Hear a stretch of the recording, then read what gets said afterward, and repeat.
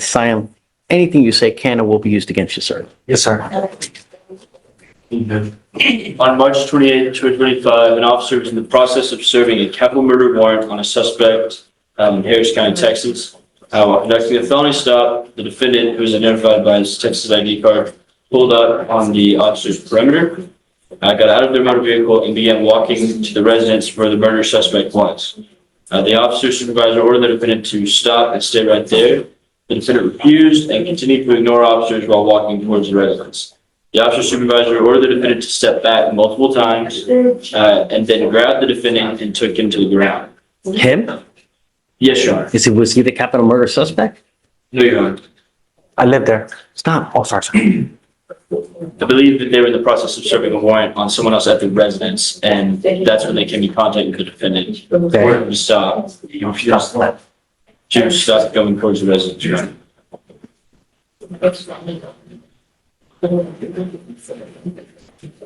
Did it serve the warrant? What ended up happening? Looks like after refusing commands, there was a brief struggle where he was detained.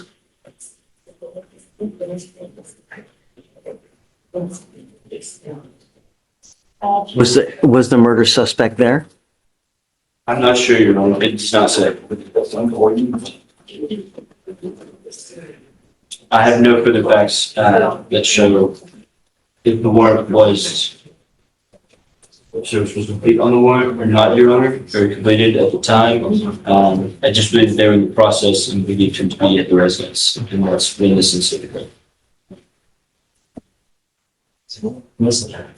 Read it again, if you don't mind. Yes, Your Honor.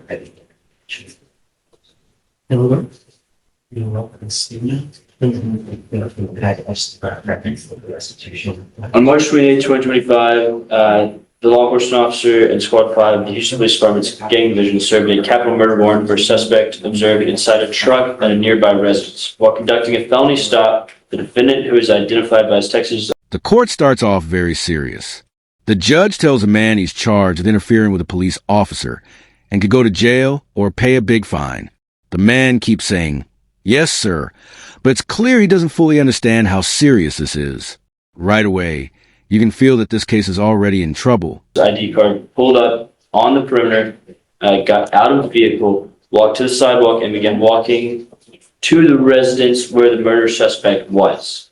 The supervisor then ordered the defendant to stop and to stay right there. The defendant refused and continued ignoring officers and walking towards the residence. The supervisor ordered him to step back multiple times, but the defendant was once again ignored the officers. The law enforcement officer grabbed the defendant and made him off balance and took him to the ground. Okay, so now... This is where everything gets confusing. The judge asks a simple question. Is this the murder suspect? And the answer is no. The man just lives there. The judge keeps asking for details, but no one has clear answers.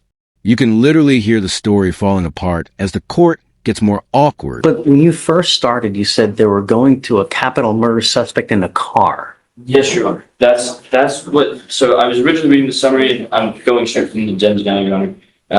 It looks like the suspect was observed inside a truck at a nearby residence. So the suspect is not even in the residence. No. Then they later state that there was that the suspect, that the defendant here was walking towards the residence where the murder suspect was. I'm not sure, Your Honor. I have nothing for that. I find no problem causing your case. Just be careful, man. When you get into a pissing match with... This is a final blow. The judge points out that the real suspect wasn't even inside the house. That means there's no solid reason for this arrest. The judge shuts the case down and gives a calm warning. Arguing with police never works. No shouting, just a hard lesson learned.